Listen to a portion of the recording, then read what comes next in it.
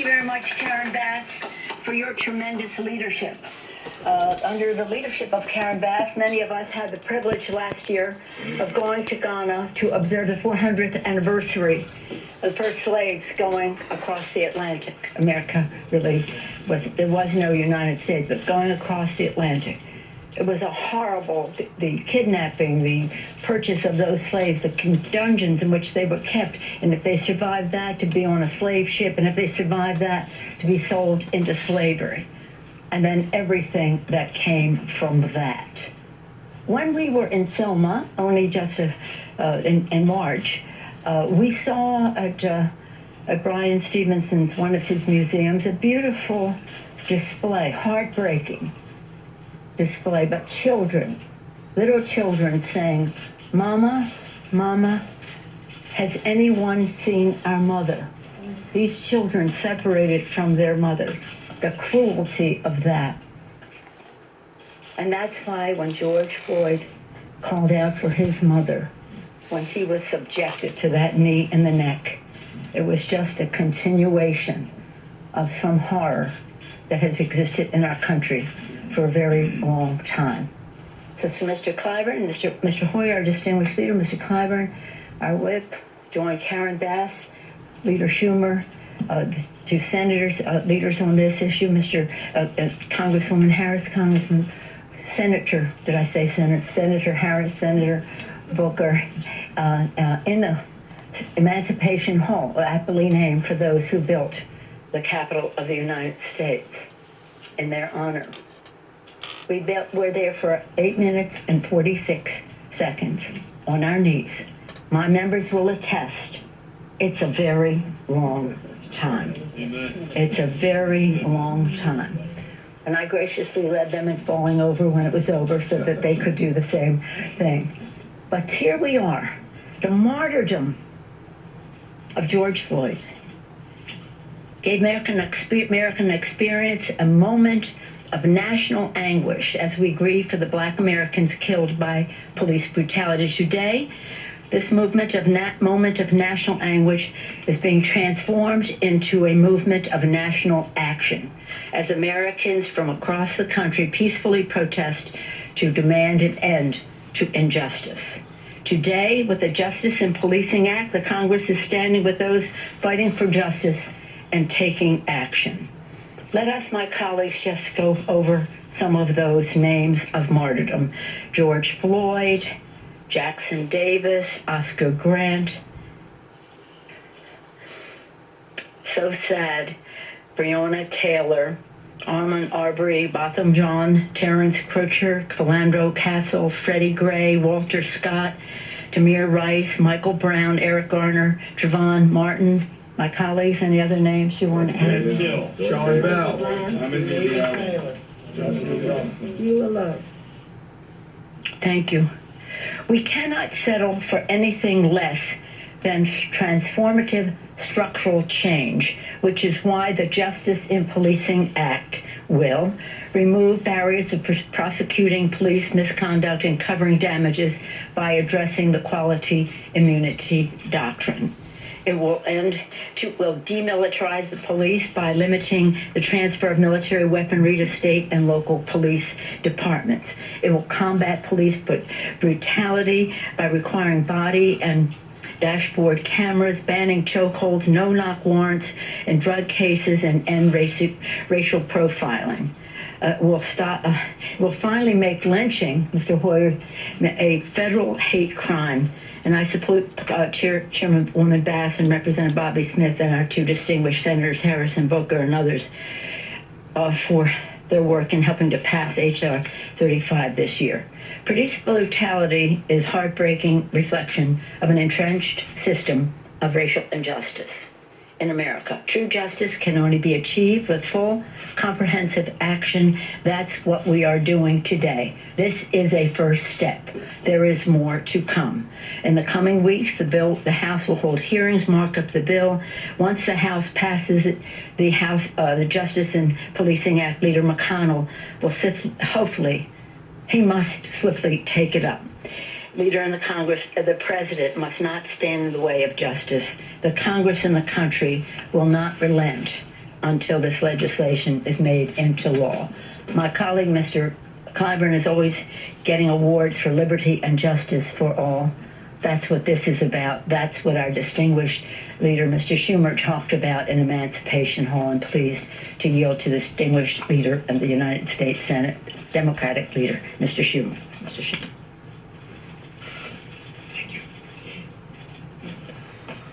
Well, thank you, Speaker Pelosi, and I'm so proud to be joined by so many of my colleagues, Leader Hoyer, Senators Booker and Harris, Representatives Bass, Clyburn, Nadler, and Jeffries for joining us and speaking this morning, and all the support that we have from so many wonderful people behind us.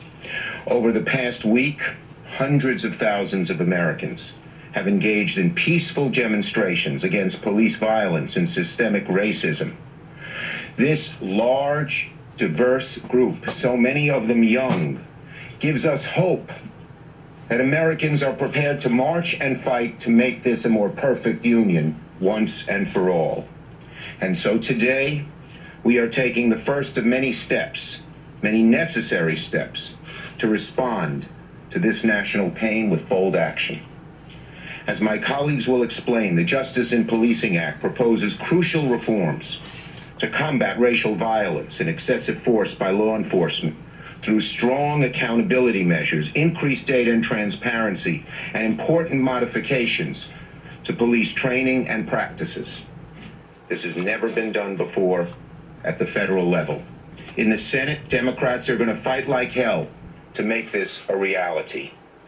Americans who took to the streets this week have demanded change. With this legislation, Democrats are heeding their calls.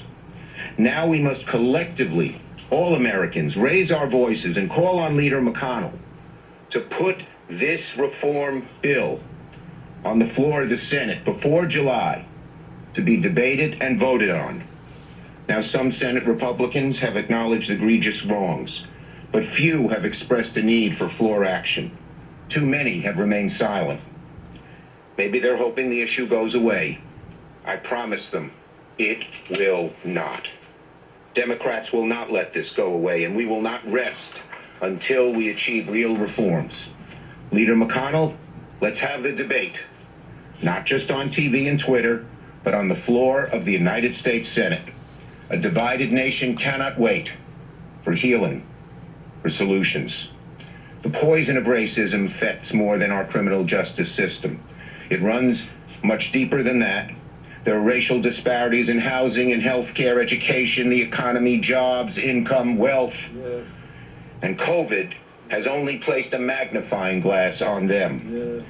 It is our job as representatives of an imperfect union, to right those wrongs, bring the reality and promise of America into closer alignment.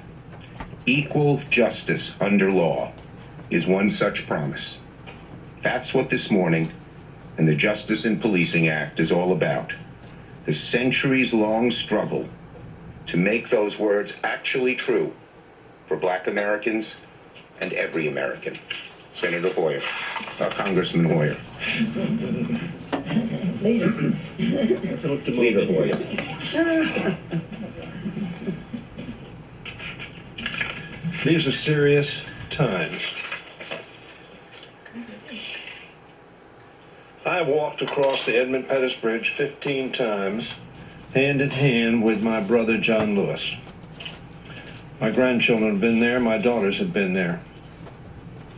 In Selma in 2015, President Obama asked us this: what greater form of patriotism is there than the belief that America is not yet finished, that we are strong enough to be self-critical, that each successive generation can look upon our imperfections and decide that is in our power to remake this nation to more closely align with our highest ideals. That is what the Boston Tea Party was about, a demonstration. Some Britons would say a violation of law to redress rights. We remain a nation of imperfections, calling out to us to be addressed with the seriousness and determination to make good on the promise that all are created equal, all entitled to life, liberty, and the pursuit of happiness, and the right to breathe,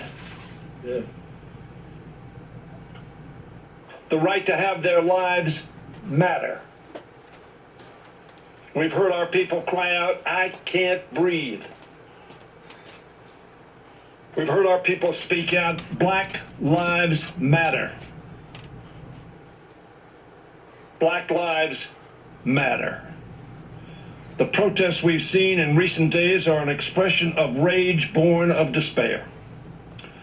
Today, Democrats in the House and Senate are saying, "We see you. We hear you. We are acting." Thank you, Karen Bass. Thank you, Congressional Black Caucus. Thank you, Leader Pelosi and Leader Schumer. The killing must stop. The carnage must end. That begins with transparency and accountability. Among other provisions, this bill will increase transparency and accountability of law enforcement nationwide by, one, requiring state and local law enforcement agencies to collect and report data. Secondly, incentivizing the creation of independent investigation structures for police involved in deaths. And creating best practice recommendations based on the Obama administration's 21st Century Policing Task Force. This legislation makes it clear that police departments are serving and are answerable to all the residents in their communities, including African Americans. I want to thank my colleagues who have been leading this effort in the House: Chairwoman Bass, Chairman Nadler, Chairman Jeffries, and Whip Clyburn, and Senator Harris. We keep in our minds today the word of our dear departed colleague, Elijah Cummings.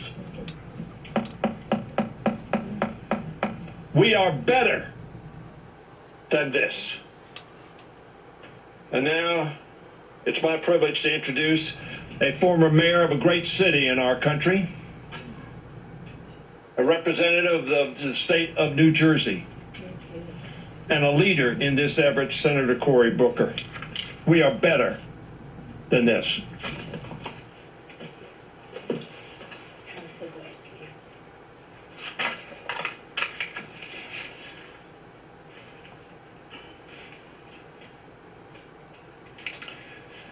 We in America are one precious same nation, but we have a wildly different set of experiences with the police, where Black Americans live in fear of police interactions, disproportionately having our common ideals of fairness trampled, where Black Americans disproportionately have our rights violated, where Black Americans disproportionately and unjustifiably have experience violence at the hands of the police,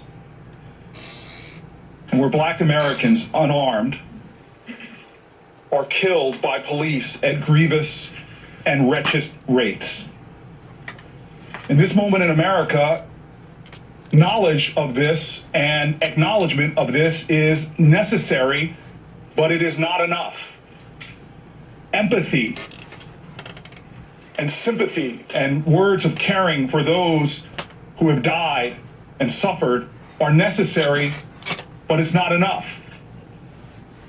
Having a nation that in all 50 states, millions of Americans of all ages, religious and racial backgrounds are standing up in nonviolent protest has made this moment possible, but it's not enough.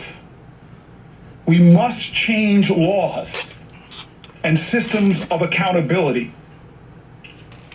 We must pass legislation that makes our common values and our common ideals real in the law of our land. This bill focuses on accountability and transparency in police. specifically the federal statute that governs police misconduct, Section 242. It changes the difficult statutory standard of willfulness, makes holding police accountable too difficult, and it changes that standard from being willful to being reckless disregard. It also establishes transparency, making certification requirements that now vary by location, where cities and towns do not share critical information with each other, making it far too easy for problematic officers to be fired in one town and easily hired in another. This bill closes a dangerous loophole by creating the first ever national registry of police misconduct to better record and track police abuses, to give transparency to local citizens, helping to create the necessary accountability. Good. I want to thank the leadership of Speaker Pelosi and Leader Schumer. I want to thank the head of the Congressional Black Caucus and all the members of the Black Caucus. I want to thank my partner, Kamala Harris, for her leadership in making a real piece of legislation, sweeping and historic. And now we must deal with the work of making it the law of the land, of transforming the energy and the power, the empathy and the love of this moment into actual changes in American federal law. I'm honored to bring up my colleague, my friend, my sister, and my partner, Senator Kamala Harris.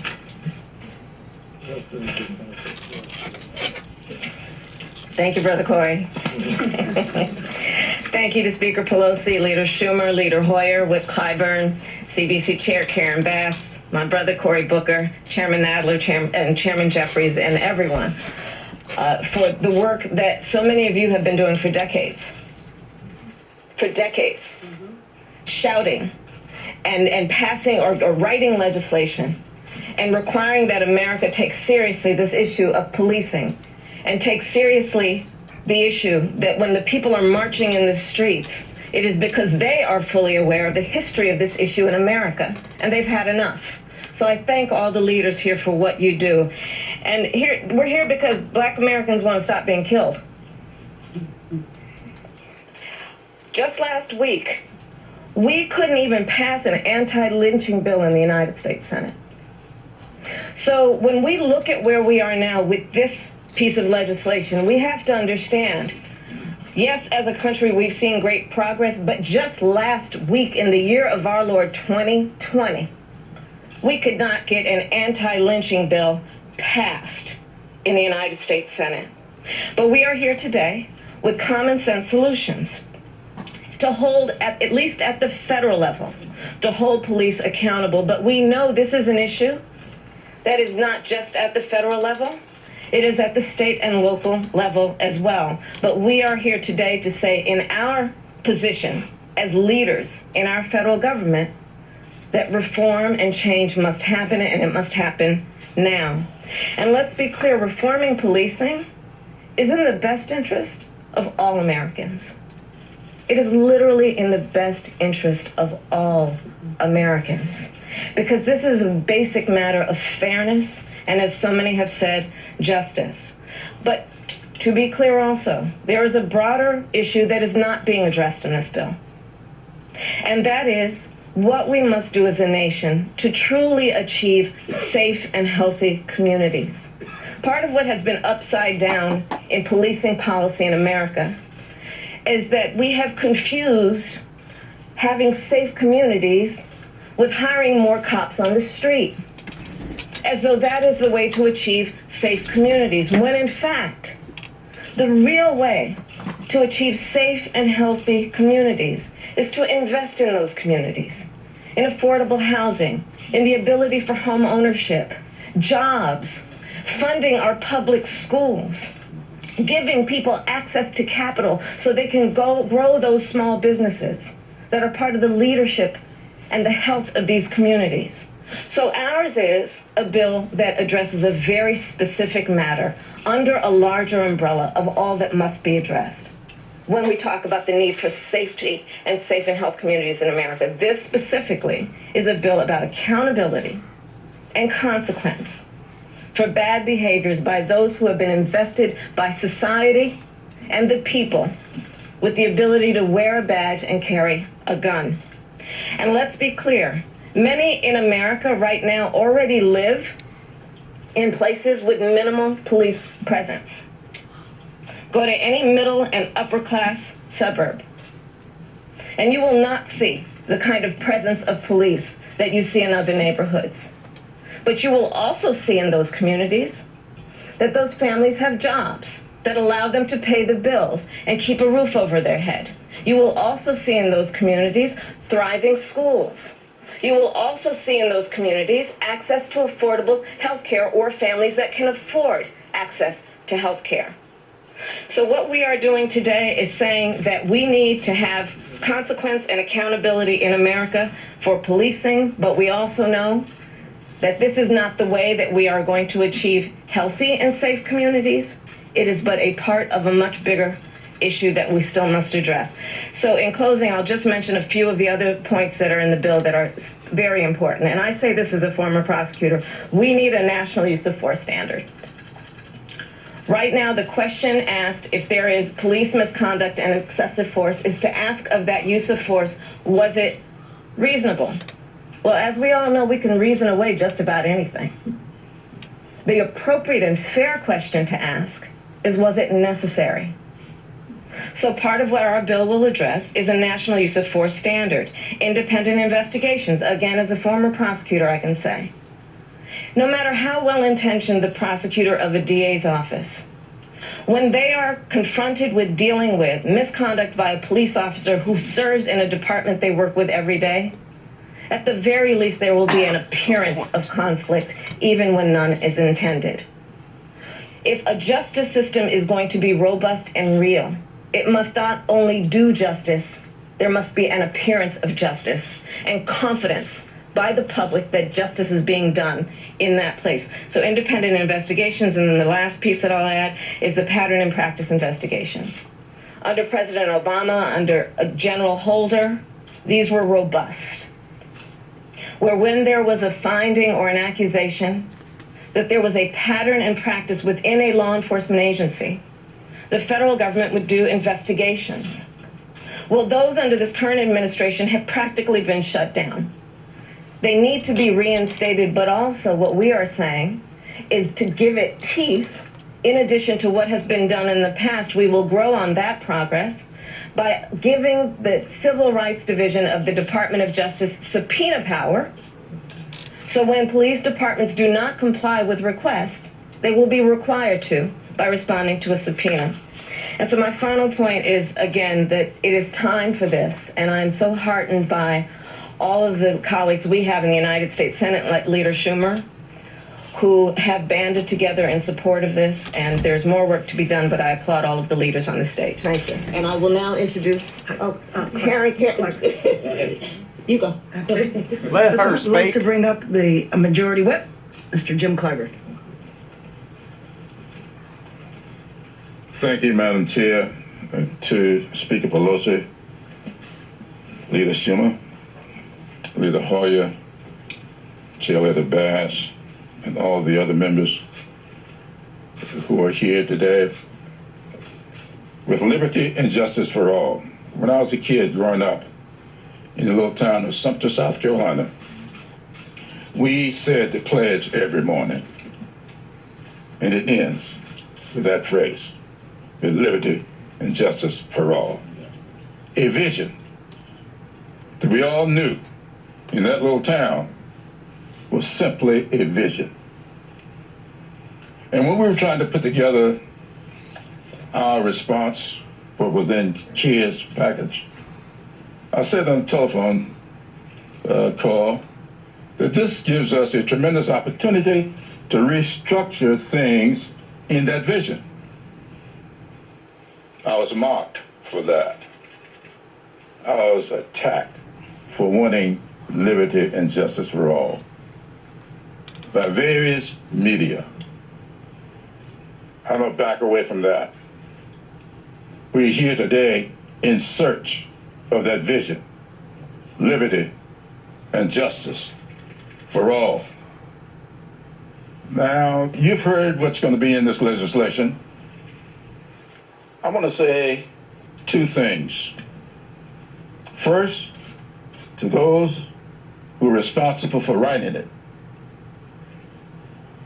And secondly, to those who are responsible for writing about it. Let me say this. With few exceptions, white people came to this country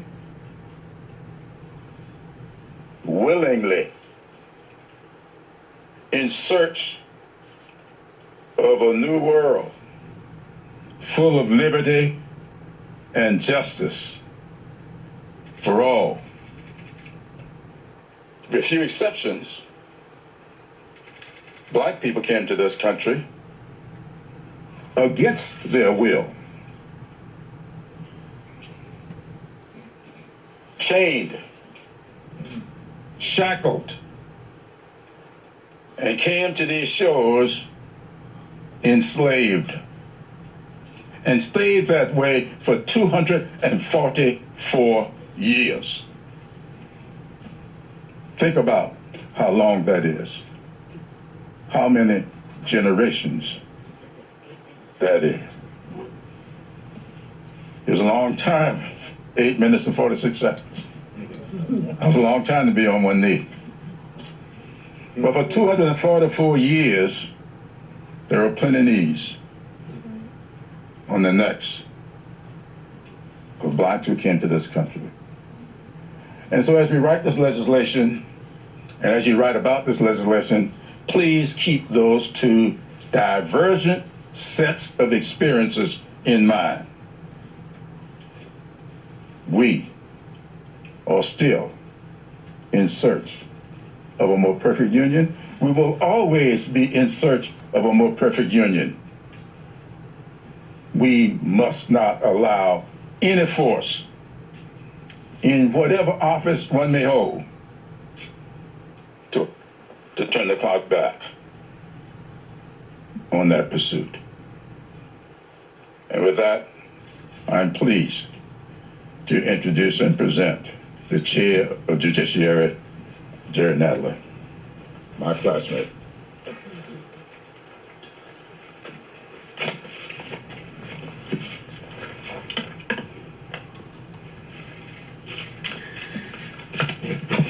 Thank you very much. I want to begin by thanking my dear friend Karen Bass, the chair of the Black Caucus and chair of the Crime Subcommittee, along with Senators Booker and Harris and our distinguished leadership, for their tremendous partnership in producing this important legislation. It has been inspiring to work alongside all of them throughout this whole process. We have heard the terrifying words, "I can't breathe," from George Floyd, from Eric Garner, from the millions of Americans in the streets calling out for revenge, for change. Our hearts ache for the loss of George Floyd, Breonna Taylor, Eric Garner, Amadou Diallo, and the many other victims of police violence over the years. For every incident of excessive force that makes headlines, the ugly truth is that there are countless others that we never hear about. We value and respect the many brave and honorable police officers who put their lives on the line every day to protect us in our communities. But we cannot be blind to the structural racism and injustice that pervades far too many of our law enforcement agencies. This is a systemic problem that requires a comprehensive solution. It has been an honor to work in lockstep with the Congressional Black Caucus and the other sponsors to craft the Justice in Policing Act, a historic piece of legislation. This bold, transformative, and responsible legislation will finally ban chokeholds at the federal level and incentivize states to do the same, help end racial profiling, get weapons of war off our streets, hold police accountable in a meaningful way, increase transparency, and require and encourage greater use of body cameras. It does all of this while also addressing issues on the front end by ensuring that our law enforcement agencies adhere to the very highest standards in training, hiring, and de-escalation strategies to address systemic racism and bias, to change the culture of law enforcement in America, and ultimately, to save lives. It creates the first ever national accreditation standard for the operation of police departments, and it creates law enforcement development and training programs to establish best practices based on President Obama's task force on 21st century policing. It also reinvests in our communities and empowers them to shape the future of policing through grants to community-based organizations for task forces on policing innovation. On Wednesday of this week, the House Judiciary Committee will hold a hearing on the crisis of racial profiling, police brutality, and the lost trust between police departments and the communities they serve. I expect that what we learned during that hearing will only strengthen the case for this legislation, which we hope to take up in the committee in the coming weeks. The streets are flooded with protesters across the nation and around the world right now. They are outraged. They observe moments of silences. They take the knee. They are tired of empty promises. They are demanding justice, and they are demanding action. And I say to them, we hear you. We are inspired by you. We are taking action with you. And together we will change laws because of you, and we will make a difference. Thank you. And I now have the great pleasure of introducing the chair of the Democratic Caucus, Representative Hakeem Jeffries.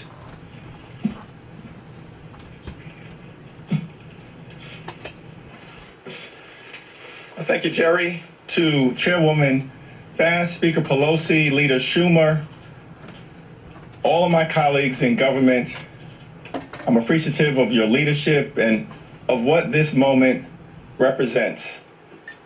Racism is a cancer that poisons our society.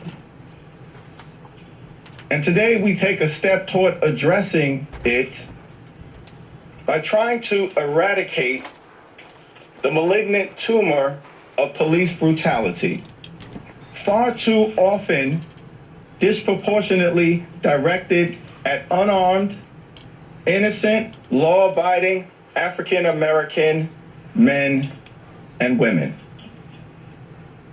The chokehold and other police tactics, such as a knee to the neck, which cut off breathing and result in asphyxiation, is a procedure that is unnecessary, unacceptable, uncivilized, unconscionable, and un-American. This legislation will make it unlawful under our nation's civil rights laws. A significant number of police departments already prohibit the use of the chokehold and tactics such as a knee to the neck as a matter of policy. But it still continues to be deployed through this very moment. And that's why we need to address it, prohibit it, outlaw it, criminalize it as a matter of law. Like any profession, there are very good police officers and there are bad ones. We embrace those police officers who are in the community to protect and serve. But violent police officers, brutal police officers, abusive police officers must be held accountable. The Justice in Policing Act will reform the doctrine of qualified immunity in order to make sure that victims of police brutality can vindicate their full rights under Section 1983 in our nation's civil rights laws. Unless there's accountability, there will never be change. Unless there's change, brutality will continue. And then we'll be trapped in a vicious cycle of anguish and despair. Lastly, African Americans have been in this country since before there was a country. We arrived on these shores in 1619 in shackles.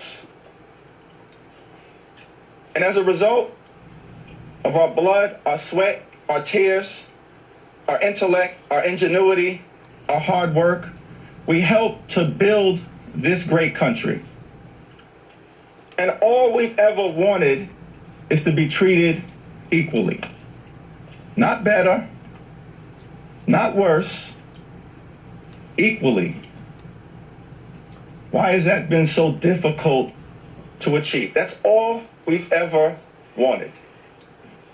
Equal protection under the law, liberty and justice for all, treated with courtesy, professionalism, and respect by law enforcement.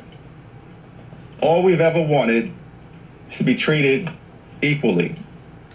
The Justice in Policing Act represents a strong, necessary, bold step in that direction, and I thank my colleagues for their leadership.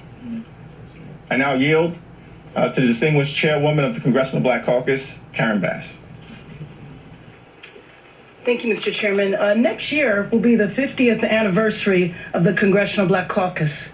50 years ago, there were 13 members of the Congressional Black Caucus, and one of them, Representative Metcalf, he was the one that came up with policies related to police abuse over almost 50 years ago.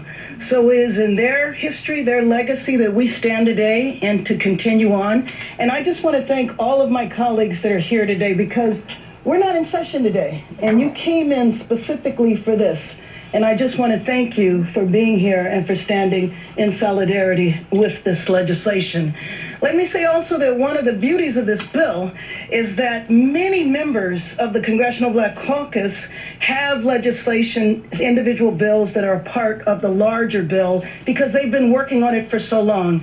I just want to briefly mention their names and open up for questions. Representative Sheila Jackson Lee, Hank Johnson, Representative Clay, Bonnie Watson Coleman, John Lewis, Representative Butterfield, and Presley. And with that, I'd like to open it up for questions. Yes. Thank you, Chairwoman Bass.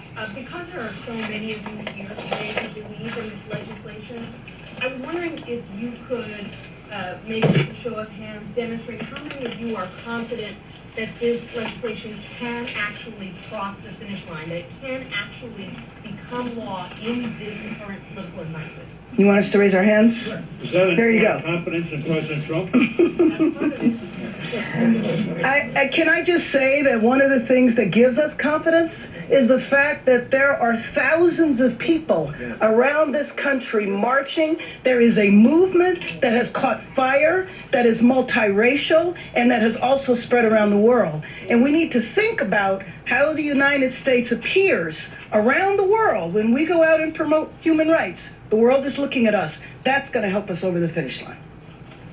Yes. And a good Monday morning to you, Craig Melvin here. We have been watching and listening to House and Senate Democrats unveil their new police reform bill. It addresses lots of the concerns surrounding police misconduct and racial injustice that have brought thousands of Americans, tens of thousands, into the streets over the past 2 weeks.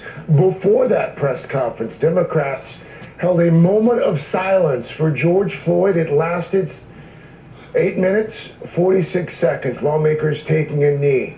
That, of course, was the amount of time that a police officer, a former police officer, had his knee on George Floyd's neck. Today, that former officer is accused of killing Floyd now, will be appearing in court for the first time in Minneapolis. Also today in Houston, Texas, George Floyd's hometown, thousands of mourners will be gathering to view his casket before his burial tomorrow. I want to turn now to Michael Eric Dyson. Dr. Dyson's a sociology professor at Georgetown University. He's also the author of a number of books related to the subject matter we've been talking about over the past 2 weeks. Farrah Stockman is also with me. Farrah Stockman's a New York Times reporter covering national trends, including issues related to race and class. Her latest reporting focuses on the call from activists to defund police. Honored to have both of you. And again, a reminder to our viewers and listeners on Sirius Satellite Radio, when Speaker Pelosi wraps up there, she will join me as well.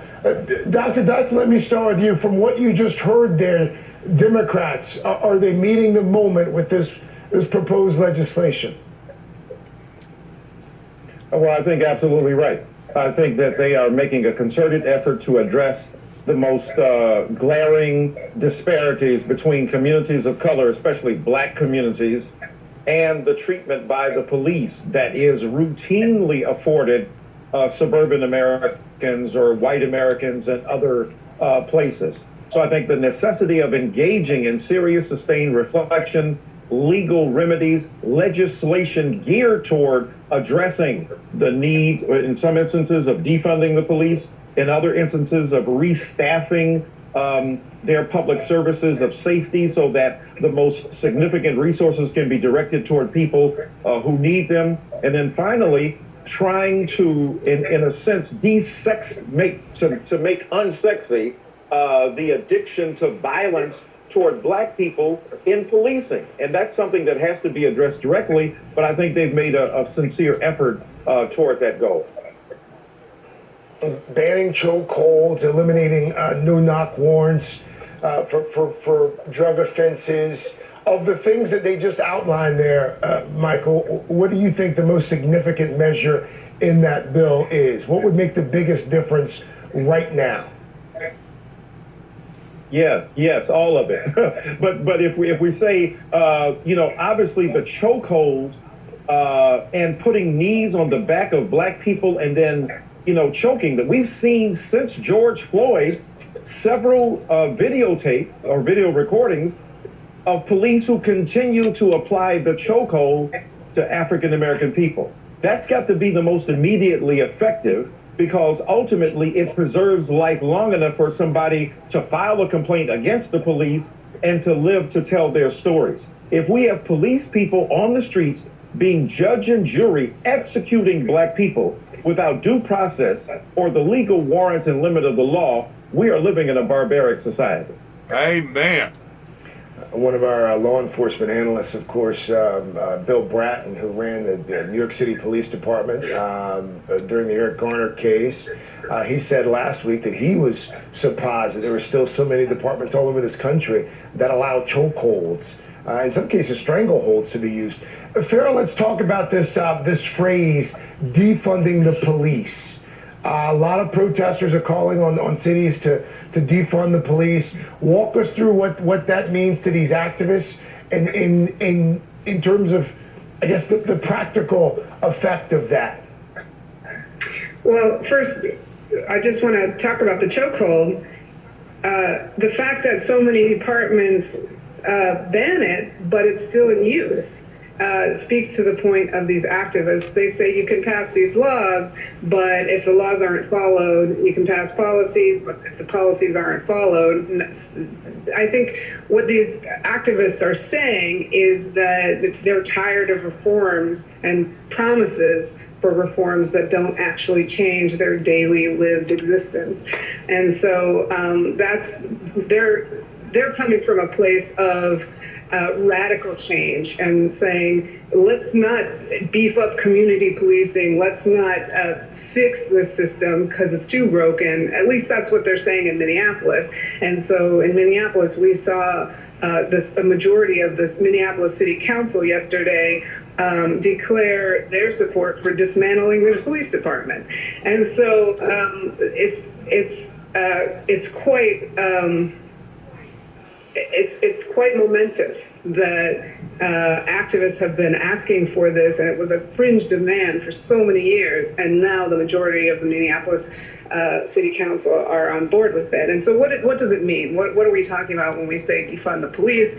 it really spans the gamut. There are some activists who really seriously see no role for police. If you ask them, hey, what do you do with a homicide investigation? What do you do with serial rapists? They can't. They don't tell you, or they talk about restorative justice programs. They talk about community efforts, but they don't have all the answers. They're just saying it ain't continuing this system. And so it spans the gamut between people who honestly want to abolish the police and those who say, look, let's just defund, let's stop throwing all our resources into this broken system. Let's peel off the parts that police officers don't do that well. So mental health calls, suicides, drug abuse, homelessness, all of these things get put on police departments, and they're the ones who are responding to so many of those 911 calls when really it's a mental health issue. Really, maybe a social worker or a nurse is more appropriate. And so we've seen in some cities like Eugene, Oregon, they set up a mobile clinic that is run by a nonprofit organization, and they get about 20% of the dispatcher 911 calls. And so if they go in unarmed to these situations where they try to de-escalate. And so this comes from a place of let's not look to police to solve all of these problems. Let's farm these problems out to more appropriate services and build up those services, because the police tend to escalate when what might be more appropriate is a health response or a de-escalation response. So that's where it comes from, and it means a whole gamut of, it spans the gamut. Here's the thing, Ferris, as you know, this legislation is going to face opposition, especially opposition from police unions and their allies. In fact, you and your colleagues have been looking at how police unions have really become powerful opponents to reform efforts. I'm going to stop right there to my viewers. In regards towards policing in the event of an emergency or a crisis, especially whenever the people in and of itself have lost contact with reality to the point that they're looting and creating violence, then the police has to step up to a completely different level of command and law and order to be able to maintain law and order. And when and if this ever occurs, then and only then should the police officers be allowed to use whatever force is necessary to be able to obtain that type of situation and basically be a cooler towards toning it down. Because you never know when there's going to be an extreme emergency, regardless whether it be flooding, fires, earthquakes, tornadoes, and it basically gives the looters or those who are disloyal to the system to begin with, bad actors, it gives them an opportunity of going in and taking advantage of various citizens during the time of this type of a crisis. So there's no doubt you have to give policing a certain amount of, I'm going to use the word slack.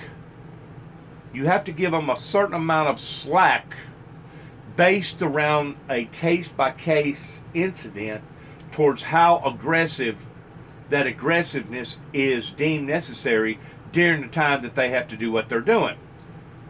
That's in the middle of a crisis towards trying to calm everything down. But in the middle of a non-crisis situation, and I'm going to bring up my particular case towards what happened right up here in Martin, Tennessee with 5 or 6 different officers. I'm sure they got it on their little profile towards who it actually was that gave out the order of going all the way to Huntington, jumping county lines, going all the way to Huntington and picking me up and dragging me back from a body shop while I was doing body work at the time. I had Bondo dust and primer dust all over me. They arrested me, first of all, illegally because there was not a Carroll County cop assisting this arrest.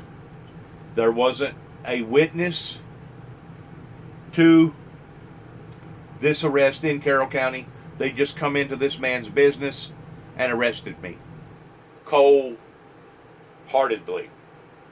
Asked me if I was Dennis Jackson. I said, yes, sir. He said, put your hands in behind your back. You're arrested. You're being arrested. I go, for what? He said, for falsifying files. Falsifying files? I had never heard of that before in my entire life until after I got to Martin and they explained to me what falsifying files was in regards to being, and this is just one example, being in a theater or an auditorium and crying out, fire, fire, fire, or actually pulling a fire alarm down, indicating that there's some sort of an emergency, knowing that there wasn't an emergency, that has the potential of being terrorist type actions, according to their books, according to their laws. And once they got through explaining to me about this particular charge, I looked at them and I said, first of all, I did not have no harmful intent towards saying what I said to a teller working in a convenience store, that there was so much controversy in my life that I was going to wind up probably on the Channel 6 News, and that there was going to be an explosion of talk and yik-yak and controversy over my life.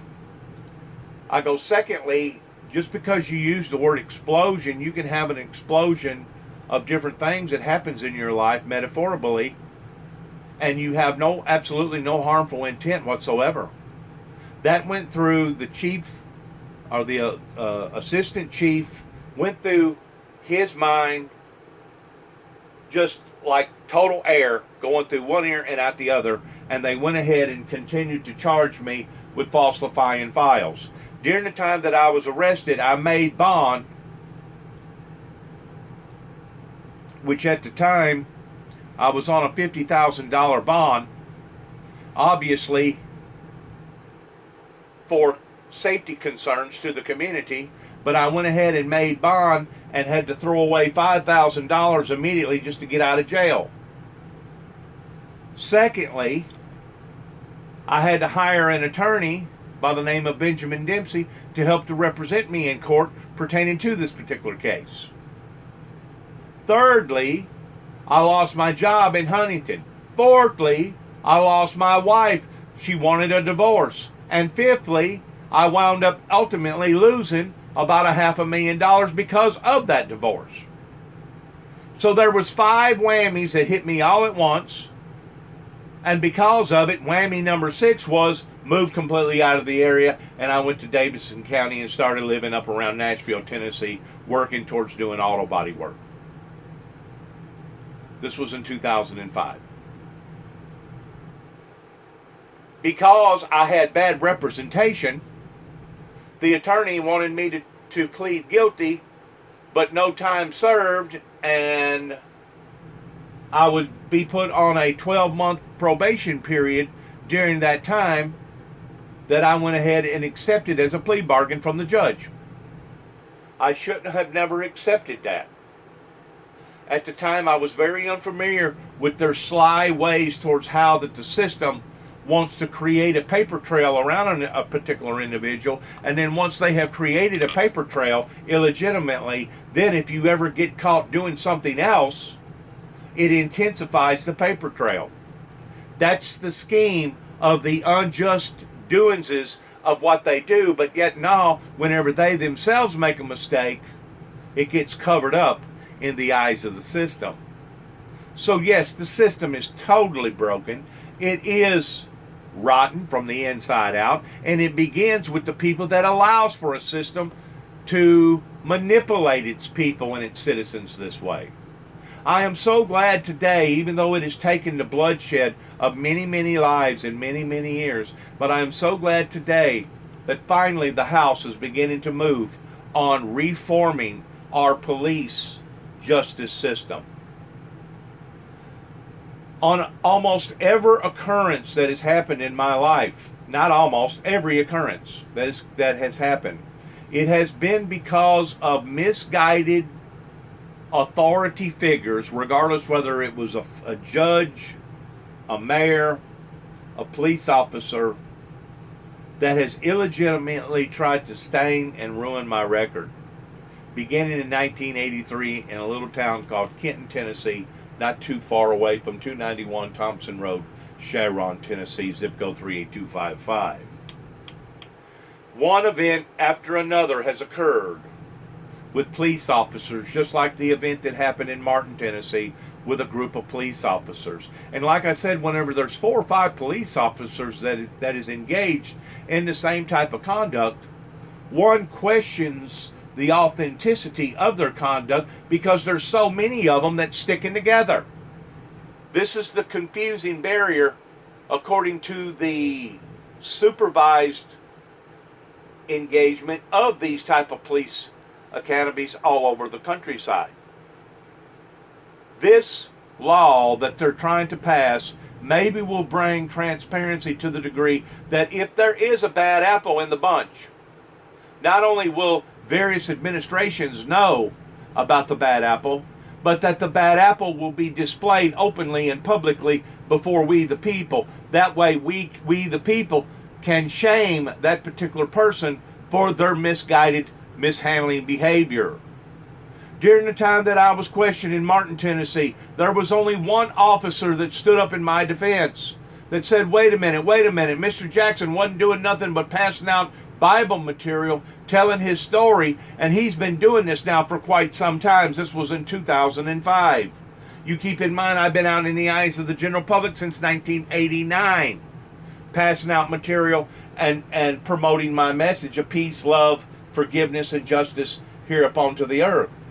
From 1990, from 2005, is a period of 15 years. The whole police organization in Martin, Tennessee should have been very, very familiar with the information that I was putting out to the general public after a 15-year spread. Not only was I putting out information in Weakley County, but O'Brien County, Lake County, Dyer County, Gibson County, Dyer County, Henry County, Carroll County, all the surrounding areas basically in West Tennessee, going all the way down to Memphis and as far down as Pickwick. So basically all of West Tennessee, going to all these different churches for that period of time, should have been very, very familiar with my message. It was the fact that they was contrary to the message is the reason why that society turned on me the way that they did, because they did not want to accept the truth pertaining to what the messenger was telling them of it being the truth. And because they didn't like the message coming from the messenger, they decided to make it hard on the messenger. Because the messenger did not have a Joe Osteen congregation, a support team in behind the Windmill Ministries, it made the Windmill Ministries that much more vulnerable towards various people being able to pick on, agitate, and do harsh things to the founder of the ministry, towards putting the founder of the ministry in between a hard place and a rock, to the point that the founder himself had to agree to the charges just to be able to get dismissed from the system. Once more, the system itself is tainted. The system itself is corrupt. The system itself is rotten from the core, from the inside out. And it's not just police brutality as far as physical police brutality, but it's also obstruction of justice pertaining to social injustice, legal injustice, moral injustice, and spiritual injustice that, yes, began in my life in 1989, in addition to what happened in 1983 in Kenton, Tennessee, but it happened in my life whenever the Homeland Security decided that they was going to intervene in a ministry towards confiscating a very, very important piece of material or a device from the ministry, which was a sword symbolizing peace on earth. It is very obvious that Homeland Security in 1989 did not want peace. They wanted to glorify the ways of Satan towards bringing all kinds of hardship into society. And it went on through various stages of my life. In 93, 98, 2001, and in 2005, whenever I stood back up for the ministry. And of course, since 2005, which has been another 15-year spread, I have been agitated and aggravated with various events happening in Atlanta, Georgia, various events happening in Kentucky, various events happening in Oklahoma City, Oklahoma, and more various events that has happened right here in Weakley County, Tennessee, as well as Davison County up in Nashville, Tennessee, since standing back up for the ministry in 2005. So yes, the illegitimacies, the majority of them stem from this type of police brutality that has unjustly been brought upon society. And like I said, even to this day, the ministry at 291 Thompson Road, Sharon, Tennessee, zip code 38255, does still not have what you would consider a strong congregation or a strong partnership with people that is partnering up with the windmill ministries towards wanting to see peace and utopia fall upon to not only the land of America, but the land of the world. At this point in time, I don't know if it's so much as stupidity as it is pride, ego, shamefulness, I don't know.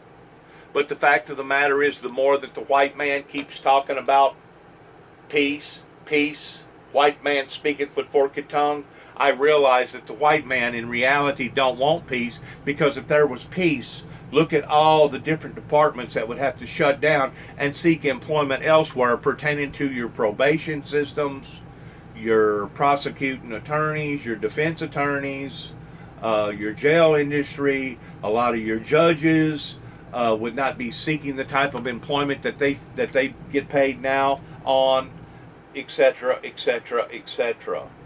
So they talk about these nice, famous words pertaining to loyalty, gratitude, peace, duty, honor, pride, integrity. They talk about all these nice words, but in reality, the white man is the one that's not practicing what he's preaching. It's full of hypocrisy pertaining to the way that the system is basically rotten from the inside out.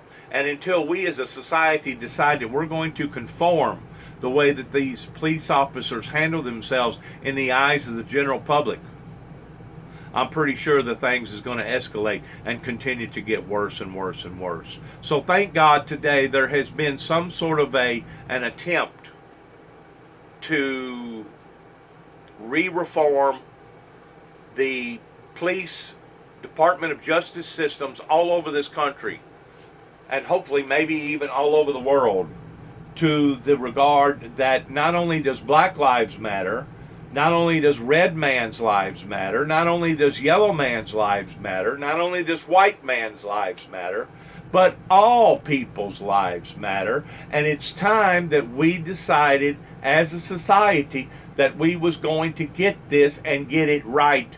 That way we do no longer have to sit and witness a live execution on TV while a cop took his knee and basically strangled a person of lack of oxygen for, I believe, 8 minutes and 46 seconds.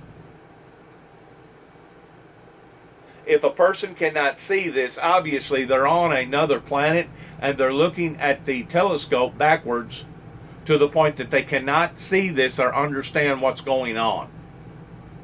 These illegitimacies that has happened throughout this country, beginning with Homeland Security and the FBI and the U.S. Marshals and other ABC administrations, need to be looked at and evaluated properly so that we as a society can, yes, drain the system and drain the ugliness of the system. That way the system is not part of the problem, but the system becomes the solution to the problem, because any nation that has 2.3 million incarcerated prisoners, that was the last that I gave an account for, more people jailed in America than any other country in the world, actually speaks volumes about their practices towards what they're doing to their citizens. It speaks volumes about that particular system that has done that to their own generation, to their own citizens in their own country.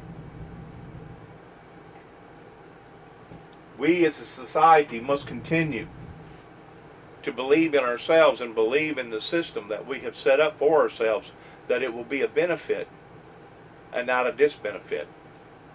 That it will be for the good, for the better good of the cause, so that we'll understand that these things that are occurring can be snipped out more easily. That way, this type of unjust do under the blue law, under their blue law, will no longer be effective. Because it is under the blue law that thinks that these policies pertaining to one law enforcement agency to another can manipulate and hide their imperfections in their departments, to the point that now it grows and it festers like a cancer. And it grows to the point that we see things on TV that by and large society don't want to see. That is what has stemmed this remarkable movement in the unfairness that is going on with the corrupt, rotten system.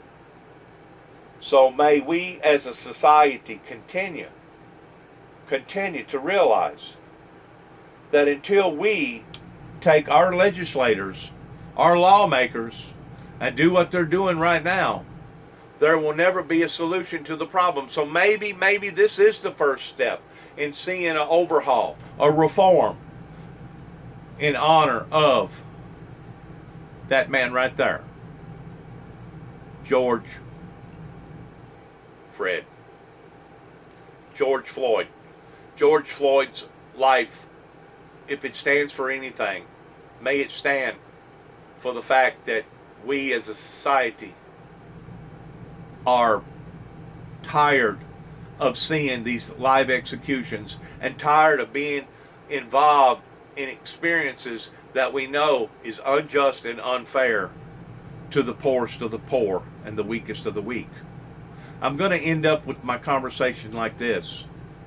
I recently spoke to my son last week because he went through an occurrence up here in Weakley County too as well, shortly after that he had become 18. And it surrounded a nonviolence offense, and it surrounded drugs. Because of the way that they charged him, and because he did not have good representation, and because he went ahead and agreed to their prenuptial agreement, today it is basically impossible for him to get those charges expunged from his record. In other words, they have christened him to the point that as far as him becoming an actual voting citizen, the same as everybody else, an equal in society, is almost slim to none unless the government intervenes pertaining to the governor of the state of Tennessee in the magnitude that he can get his charges expunged. It's basically the same way with myself. I even said something to Mr. Tommy Moore, the judge here that resides in Weakley County, about having my records expunged. His reply was, well, I bet that won't never happen, or something to that degree. The fact of the matter is, once a person explains his story to the general public pertaining to the illegitimacies that was going on with the police department, and it doesn't matter if it's the Kenton Police Department in 1983, it doesn't matter if it's the Martin Police Department in 2005, it doesn't matter if it's the Land Between the Lakes Police Department between the engagement of 2007 up until about 2013. It doesn't matter if it's the Oklahoma Police Department. It doesn't matter if it's the Weakley County Sheriff's Police Department. If the police departments are the problem, then we need to root out the problem pertaining to how that they are scorning, hurting, harming, manipulating people's identity and people's integrity in regard to damaging their reputations this way. In addition to how that they are illegitimately bringing other types of actions upon the society, such as open public executions. We must, as a society, if we are striving towards a more perfect union, peace and utopia that the Bible talks about before the opening of that red horse, the second seal, if we're going to establish this as a society, not just here in America but throughout the world, we're going to have to pay closer attention towards what type of liberalness that we have given our governor, our governing police departments that can, yes, take advantage of the system to protect their own illegitimacies versus their citizens' illegitimacies. We're going to have to reform and overhaul the system. That's my point. Thank you for listening. Good luck to all of us, and I'm going to let you listen to a little bit of our Speaker of the House. Really young people are thinking differently. Everyone is learning from them that for America to live up to its promise of the greatness that we are. We want to make America proud again. So do those young people.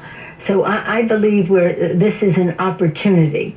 We will miss the opportunity if we didn't take advantage of it and show away racial profiling, chokeholds, the doctrine of all of the issues that we deal with in the legislation will make a difference, a discrete difference in how we respect people. So this is about respect for individuals, but respect for our founders and what they had intended, respect for our men and women in uniform for what they have fought for and protected, and respect for the aspirations of our children who are right now a younger generation out there in the streets, other people too, but nonetheless led by the young people to say this is the future that we want to be a part of.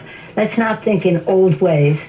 Let's think in a very positive way about how we go forward. It's time for healing. You know, in Ecclesiastes, he talks about there's a time for everything. It's the time for healing now. And I think across all generations, people want America to heal. Let's do so in a way, advance our solutions in a way that bring people together and not divides our country. The greatness of America depends on our doing that. But we have big problems to redress. I said when we had the moment of silence in Emancipation Hall this morning, when I was in Alabama earlier this year and saw the little children whose parents were being sold into slavery, and so were they, saying, "Mama, Mama," little children calling out for Mama, saying, "Mama, has anyone seen our mother?" And then to hear George Floyd call out for his mother, a couple hundred years of separation, the same sentiment of family and community and how that has been disrupted and how we have to make the change. George Floyd's martyr, and the beauty of his family and how they have the dignity and inspirational way that they have led us through this mourning period. Let us hope that after tomorrow he will rest in peace and his passing will be a passage of peace for the country. House Speaker Nancy Pelosi. Madam Speaker, thank you. Thank you for your time. Thank you to my viewers. Good luck to all of us. Shalom.